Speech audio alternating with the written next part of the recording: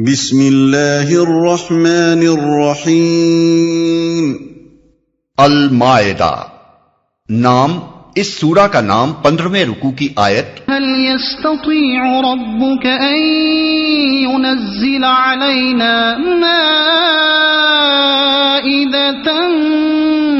من السماء کے لفظ مائدہ سے ماخوذ ہے۔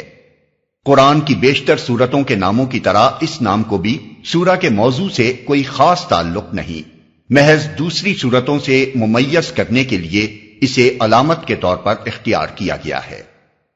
زمانہ نزول سورہ کے مضامین سے ظاہر ہوتا ہے اور روایات سے اس کی تصدیق ہوتی ہے کہ یہ صلح حدیبیہ کے بعد 6 ہجری کے اواخر یا 7 ہجری کے اوائل میں نازل ہوئی ہے۔ ذیقعد 6 ہجری کا واقعہ ہے کہ نبی صلی اللہ علیہ وسلم 1400 مسلمانوں کے ساتھ عمرہ ادا کرنے کے لیے مکہ تشریف لے گئے، مگر کفار قریش نے عداوت کے جوش میں عرب کی قدیم ترین مذہبی روایات کے خلاف آپ کو عمرہ نہ کرنے دیا اور بڑی رد و قد کے بعد یہ بات قبول کی کہ آئندہ سال آپ زیارت کے لیے آ سکتے ہیں۔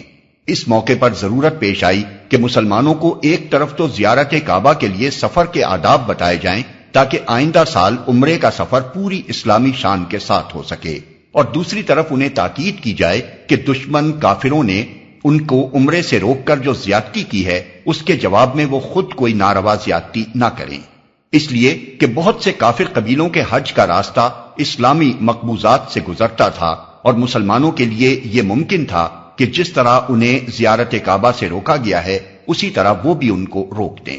یہی تقریب ہے اس تمہیدی تقریر کی جس سے اس سورہ کا آغاز ہوا ہے۔ آگے چل کر 13ویں رکوع میں پھر اسی مسئلے کو چھیڑا گیا ہے جو اس بات کا ثبوت ہے کہ پہلے رکوع سے 14ویں رکوع تک ایک ہی سلسلہ تقریر چل رہا ہے۔ اس کے علاوہ جو دوسرے مضامین اس سورہ میں ہم کو ملتے ہیں وہ بھی سب کے سب اسی دور کے معلوم ہوتے ہیں۔ بیان کے تسلسل سے غالب گمان یہی ہوتا ہے کہ یہ پوری سورت ایک ہی خطبے پر مشتمل ہے جو بیک وقت نازل ہوا ہوگا۔ ہو سکتا ہے کہ متفرق طور پر اس کی بعض آیتیں بعد میں نازل ہوئی ہوں اور مضمون کی مناسبت سے ان کو اس سورہ میں مختلف مقامات پر پیوست کر دیا گیا ہو، لیکن سلسلہ بیان میں کہیں کوئی خفیف سا خلا بھی محسوس نہیں ہوتا جس سے یہ قیاس کیا جا سکے کہ یہ سورہ 2 یا 3 خطبوں کا مجموعہ ہے۔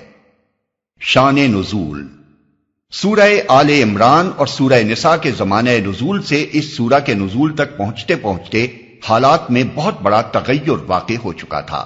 یا تو وہ وقت تھا کہ جنگ احد کے صدمے نے مسلمانوں کے لیے مدینے کے قریبی ماحول کو بھی پرخطر بنا دیا تھا، یا اب یہ وقت آ گیا کہ عرب میں اسلام ایک ناقابل شکست طاقت نظر آنے لگا اور اسلامی ریاست ایک طرف نجد تک، دوسری طرف حدود شام تک، تیسری طرف ساحل بحر احمر تک اور چوتھی طرف مکہ کے قریب تک پھیل گئی۔ احد میں جو زخم مسلمانوں نے کھایا تھا وہ ان کی ہمتیں توڑنے کی بجائے ان کے عزم کے لیے ایک اور تازیانہ ثابت ہوا۔ وہ زخمی شیر کی طرح بپھر کر اٹھے اور 3 سال کی مدت میں انہوں نے نقشہ بدل کر رکھ دیا۔ ان کی مسلسل جدوجہد اور سرفروشیوں کا ثمرہ یہ تھا کہ مدینے کے چاروں طرف 150-200 میل تک تمام مخالف قبائل کا زور ٹوٹ گیا۔ مدینے پر جو یہودی خطرہ ہر وقت منڈلاتا رہتا تھا اس کا ہمیشہ کے لیے استحصال ہو گیا، اور حجاز میں دوسرے مقامات پر بھی جہاں جہاں یہودی آباد تھے سب مدینے کی حکومت کے باج گزار بن گئے۔ اسلام کو دبانے کے لیے قریش نے آخری کوشش غزوہ خندق کے موقع پر کی اور اس میں وہ سخت ناکام ہوئے۔ اس کے بعد اہل عرب کو اس امر میں کچھ شک نہ رہا کہ اسلام کی یہ تحریک اب کسی کے مٹائے نہیں مٹ سکتی۔ اب اسلام محض ایک عقیدہ و مسلک ہی نہ تھا جس کی حکمرانی صرف دلوں اور دماغوں تک محدود ہو، بلکہ وہ ایک ریاست بھی تھا جس کی حکمرانی عملاً اپنے حدود میں رہنے والے تمام لوگوں کی زندگی پر محیط تھی۔ اب مسلمان اس طاقت کے مالک ہو چکے تھے کہ جس مسلک پر وہ ایمان لائے تھے بے روک ٹوک اس کے مطابق زندگی بسر کر سکیں اور اس کے سوا کسی دوسرے عقیدہ و مسلک یا قانون کو اپنے دائرہ حیات میں دخل انداز نہ ہونے دیں۔ پھر ان چند برسوں میں اسلامی اصول اور نقطہ نظر کے مطابق مسلمانوں کی اپنی ایک مستقل تہذیب بن چکی تھی جو زندگی کی تمام تفصیلات میں دوسروں سے الگ اپنی ایک امتیازی شان رکھتی تھی۔ اخلاق، معاشرت، تمدن، ہر چیز میں اب مسلمان غیر مسلموں سے بالکل ممیز تھے۔ تمام اسلامی مقبوضات میں مساجد اور نماز باجماعت کا نظم قائم ہو گیا تھا۔ ہر بستی اور ہر قبیلے میں امام مقرر تھے۔ اسلامی قوانین دیوانی و فوجداری بڑی حد تک تفصیل کے ساتھ بن چکے تھے اور اپنی عدالتوں کے ذریعے سے نافذ کیے جا رہے تھے۔ لین دین اور خرید و فروخت کے پرانے معاملات بند اور نئے اصلاح شدہ طریقے رائج ہو چکے تھے۔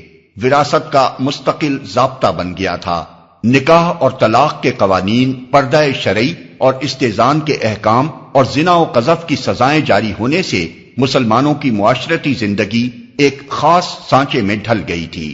مسلمانوں کی نشست و برخاست، بول چال، کھانے پینے، وضاقتہ اور رہنے سہنے کے طریقے تک اپنی ایک مستقل شکل اختیار کر چکے تھے۔ اسلامی زندگی کی ایسی مکمل صورت گری ہو جانے کے بعد غیر مسلم دنیا اس طرف سے قطعی مایوس ہو چکی تھی کہ یہ لوگ جن کا اپنا ایک الگ تمدن بن چکا ہے پھر کبھی ان میں آ ملیں گے۔ صلح حدیبیہ سے پہلے تک مسلمانوں کے راستے میں ایک بڑی رکاوٹ یہ تھی کہ وہ کفار قریش کے ساتھ ایک مسلسل کشمکش میں الجھے ہوئے تھے اور انہیں اپنی دعوت کا دائرہ وسیع کرنے کی مہلت نہ ملتی تھی۔ اس رکاوٹ کو حدیبیہ کی ظاہری شکست اور حقیقی فتح نے دور کر دیا۔ اس سے ان کو نہ صرف یہ کہ اپنی ریاست کے حدود میں امن میسر آ گیا بلکہ اتنی مہلت بھی مل گئی کہ گرد و پیش کے علاقوں میں اسلام کی دعوت کو لے کر پھیل جائیں۔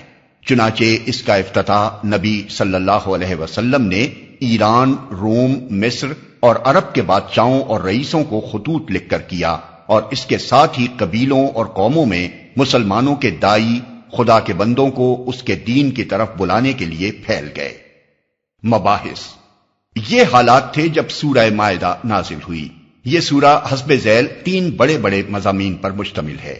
ایک، مسلمانوں کی مذہبی، تمدنی اور سیاسی زندگی کے متعلق مزید احکام و ہدایات۔ اس سلسلے میں سفر حج کے آداب مقرر کیے گئے، شاعر اللہ کے احترام اور زائرین کعبہ سے عدم تعرض کا حکم دیا گیا، کھانے پینے کی چیزوں میں حرام و حلال کے قطعی حدود قائم کیے گئے اور دور جاہلیت کی خود ساختہ بندشوں کو توڑ دیا گیا۔ اہل کتاب کے ساتھ کھانے پینے اور ان کی عورتوں سے نکاح کرنے کی اجازت دی گئی۔ وضو اور غسل اور تیمم کے قاعدے مقرر کیے گئے۔ بغاوت اور فساد اور سرقہ کی سزائیں معین کی گئیں۔ شراب اور جوئے کو قطعی حرام کر دیا گیا۔ قسم توڑنے کا کفارہ مقرر کیا گیا اور قانون شہادت میں مزید چند دفعات کا اضافہ کیا گیا۔ 2، مسلمانوں کو نصیحت۔ اب چونکہ مسلمان ایک حکمراں گروہ بن چکے تھے، ان کے ہاتھ میں طاقت تھی جس کا نشہ قوموں کے لیے اکثر گمراہی کا سبب بنتا رہا ہے۔ مظلومی کا دور خاتمے پر تھا اور اس سے زیادہ سخت آزمائش کے دور میں وہ قدم رکھ رہے تھے۔ اس لیے ان کو خطاب کرتے ہوئے بار بار نصیحت کی گئی کہ عدل پر قائم رہیں، اپنے پیش رو اہل کتاب کی روش سے بچیں، اللہ کی اطاعت و فرما برداری اور اس کے احکام کی پیروی کا جو عہد انہوں نے کیا ہے اس پر ثابت قدم رہیں، اور یہود و نصارہ کی طرح اس کو توڑ کر اس انجام سے دوچار نہ ہوں جس سے وہ دوچار ہوئے۔ اپنے جملہ معاملات کے فیصلوں میں کتاب الہی کے پابند رہیں اور منافقت کی روش سے اجتناب کریں۔ 3، یہودیوں اور عیسائیوں کو نصیحت۔